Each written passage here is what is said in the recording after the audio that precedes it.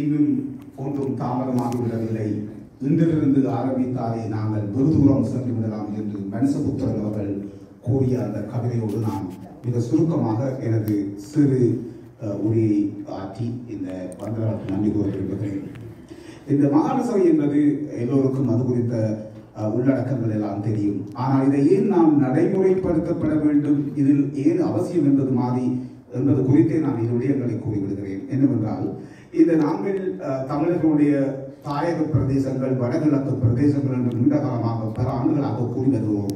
ஆனால் இந்த 13வது சட்ட திருத்தத்தில் தான் வடகிழக்கில் தமிழ் மக்கள் காலம் காலமாக வாழ்ந்து வந்த பிரதேசம், வரலாற்று ரீதியாக வாழ்ந்து வந்த பிரதேசம் என்று அந்த 13வது சட்ட திருத்தத்திலே குறிப்பிடப்பட்டிருக்கிறது. இதுவரையில் நாங்கள் எத்தனையோ பேச்சுவார்த்தைகளை நிகழ்த்தி இருக்கின்றோம். எத்தனையோ அரசுகளோடு எமது முன்னாள் தலைவர்களும் பேசி இருக்கின்றார்கள். ஆனால் இந்த 13வது சட்ட திருத்தம் ஒன்று மட்டும்தான் அரசியல் சட்டத்தில், அரசியல் ஜாப்பில் ஏற்றுக்கொள்ளப்பட்ட ஒரு அதிகாரமாக இருக்கிறது. ஆகவே எம் கையிலே இருக்கின்ற பறவையை நாங்கள் காப்பாற்றாமல் மரத்திலே இருக்கின்ற பறவையை தேடி பிடிப்பதற்கு நாங்கள் முயற்சி செய்வதாக இருக்கின்றோம் என்று ஒரு சில கட்சிகளை பற்றி கூறுகின்றேன். சமஷ்டி பற்றி பேசுகிறார்கள். சமஷ்டியில் அதற்குரிய அதிகாரங்களை கூட நாங்கள் பெறுவதற்கு, தமிழ் மக்களுக்கு பெற்றுக் கொடுப்பதற்கு நாங்கள் ஆவலாக இருக்கின்றோம். ஆனால் எப்படி அதை பெற முயல்வது என்பதுதான் கேள்வியாக இருக்கிறது. அரசியல் சட்டத்திலே இருக்கின்றதையே நம்மால் அதை நடைமுறைப்படுத்துவதற்கான ஊக்கங்களையும் அழுத்தங்களையும் கொடுக்க முடியாத நிலையில் இருக்கின்ற நாம் ஒரு புதிய ஒரு அரசியல் சட்டத்தையும் சமஷ்டி குறித்து நாங்கள் எவ்வாறு செல்ல முடியும் என்ற ஒரு கேள்வியும் இங்கே எழுகிறது. அடுத்தது, தற்போது இருந்த அரசாங்கம் பற்றி கூறுவதாக இருந்தால், ஜனாதிபதி அவர்கள் மிக எளிமையாக இருக்கின்றார். மக்களோடு அவர் மிகவும் அன்பாகவும் பண்பாகவும் நெருக்கமாகவும் பழகுகிறார் என்ற ஒரு நல்லெண்ணம் அவர் மீது இருக்கின்றது. ஆனால் எமக்கு முக்கியமானது அதுவல்ல.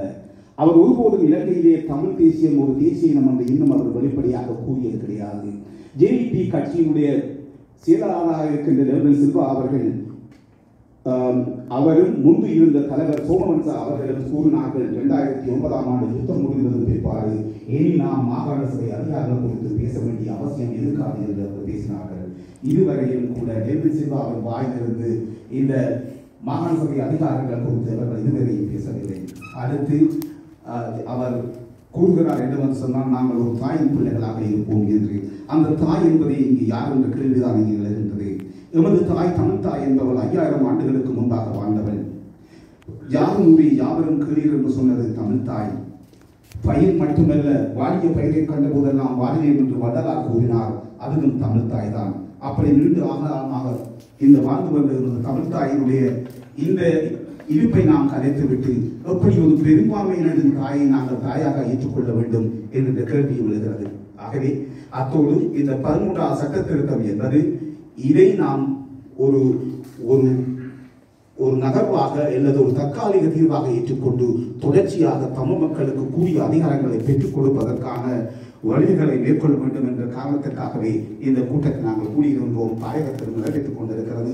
மேலும் புலம்பெயர்ந்த நாடுகளிலும் இந்த இதுவகையான கருத்தரங்குகள் நிகழ்த்தப்பட வேண்டும். இது குறித்த வாசிப்புகள் மீண்டும் மீண்டும் வாசிப்புகள் நிகழ்த்தப்பட வேண்டும் என்று கூறி, இந்த இலங்கையிலிருந்து வருகை தந்திருந்த எழுத்தாளர், பண்டைய எழுத்தாளர், அரசியல் ஆய்வாளரான திரு ஜதீந்திரா அவர்களுக்கும் மற்றும் இங்கே பேசி இருக்கின்ற சிவா முருகப்பிள்ளை அவர்கள் மற்றும் எனது அன்புக்குரிய அண்ணன் ஜோகா பலவன் அவர்கள் மற்றும் இந்த தலைமை தாங்கிய நன்சாமி என்பவர்கள் மற்றும் வீரசரி பத்திரிகையினுடைய முன்னாள் உதவி தலைமை ஆசிரியராக இருந்த திருராஜ் அவர்களுக்கு நன்றி கூறி, அதற்கு மேலாக இன்னும் நம்பிக்கையோடு இந்த 13வது சட்ட திருத்தத்தின் மூலம் ஓரளவுக்காக தமிழ் மக்களுடைய இருப்புகளை தங்க வைத்துக் கொள்ளலாம் என்று வருகிறது இருக்கின்ற உங்களுக்கு நன்றி கூறி விடைபெறுகின்றேன். நன்றி, வணக்கம்.